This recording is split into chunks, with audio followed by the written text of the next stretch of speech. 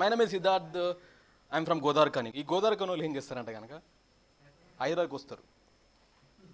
హైదరాబాద్కి వచ్చి హైదరాబాద్లో చెడు దింగుతారు అన్నట్టు.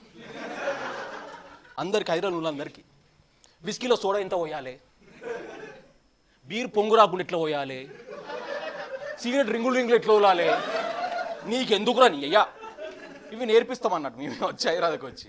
గోదావరిఖని పేరు ఎందుకు వచ్చిందంటే కనుక మా ఊర్లో గోదావరి పారుతూ ఉంటుంది, అక్కడ బొగ్గు గనులు ఉంటాయి అన్నట్టు. సో గోదావరిఖని ఎంత బాగుంది కదా, అట్లా పేరు వచ్చింది. హైదరాబాద్లో కొన్ని ఊర్లు ఉన్నాయి, అంటే కొన్ని ఏరియాలు ఉన్నాయి.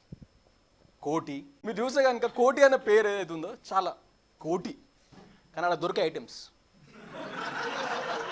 100, 150, కేపీహెచ్పి ఎంత దారుణంగా ఉన్నది. అక్కడ 7,000, 8,000, వాళ్ళది రూమ్ అయితే కనుక 10,000.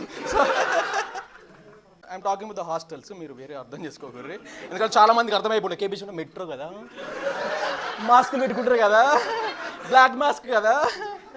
గోదావరిఖనిలో ఏంటంటే కనుక సింగరేన్ ఎంప్లాయీస్ ఎక్కుంటారు అన్నట్టు, చాలామంది సింగరేన్ క్వాలిటీస్ ఎక్కుంటారు అన్నట్టు. వాళ్ళ కొడుకులు ఏం చేస్తారంటే కనుక వాళ్ళు అయ్యే రిటైర్ అయ్యేదాకా బీటెక్ వేసి ఉంటాడు రెడీగా, ఆటో నడుపుతాడు అన్నట్టు. అంటే రిటైర్ అయితే ఎక్కుదామని చెప్పి పర్లేదు, ఆటో నడిపినా నాకు పెద్ద ప్రాబ్లం లేదు. ఆట ఇంకా కొటేషన్స్,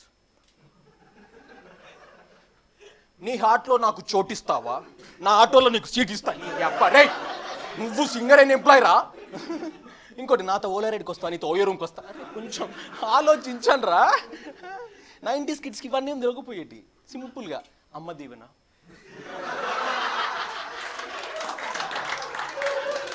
నాన్న దీవెన,